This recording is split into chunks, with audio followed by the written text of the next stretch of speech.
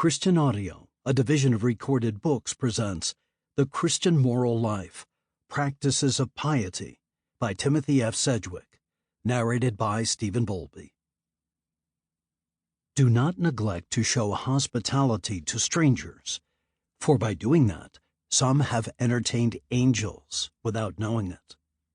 Hebrews chapter 13, verse 2. Preface to the 2008 edition. The Christian Moral Life seeks to offer an account of the Christian life. It is in this sense that the word piety is used. Practices of piety refer not narrowly to spiritual practices, but, as the word piety originally meant, to our duties that bind us to God, to our neighbors, and to our true selves. Christian ethics, as reflection on the Christian life, are not then narrow and separate disciplines concerned with right action, whether in terms of ends, virtues, or principles, but are grounded in our encounter with God and the practices that witness, nurture, and shape our continuing relationship with God. In this sense, the Christian moral life is formed in conversation with theology, and with what has been traditionally called ascetical theology, and what is now referred to more frequently as Christian spirituality or Christian practices, hence the subtitle, Practices of Piety. In the Roman Catholic tradition, moral theologies came to be more narrowly focused on offering direction to confessors in order that they might help penitents in the confession of sin and offer appropriate judgment and counsel. However, moral theologies from Thomas Aquinas to Bernard Herring have sought more comprehensively to ground moral principles and specific moral judgments in understandings of the end of human life in God, the nature of the human person, and human virtues grounded in relationship to God, all placed in the context of the sacramental, worshiping community of faith.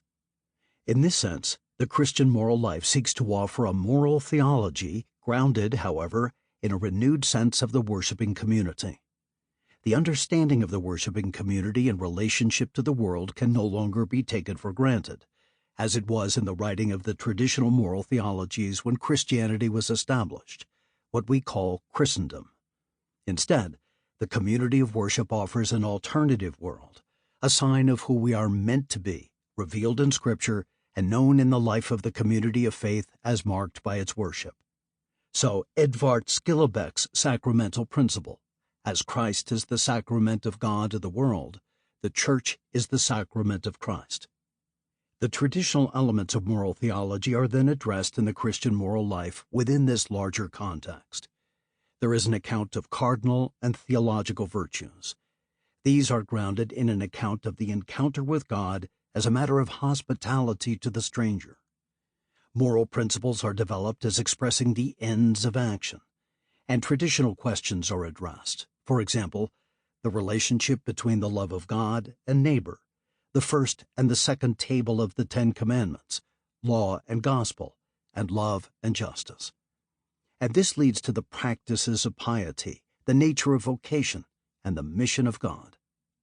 As I look back to my initial explorations of these matters in Sacramental Ethics, Paschal Identity, and the Christian Life, and ahead to Preaching What We Practice, Proclamation and Moral Discernment with David Schlaffer, I see how much my own work has explored what has been central to the great Anglican moral theologian Kenneth Kirk, from Some Principles of Moral Theology and Conscience and Its Problems, an introduction to casuistry, to the vision of God.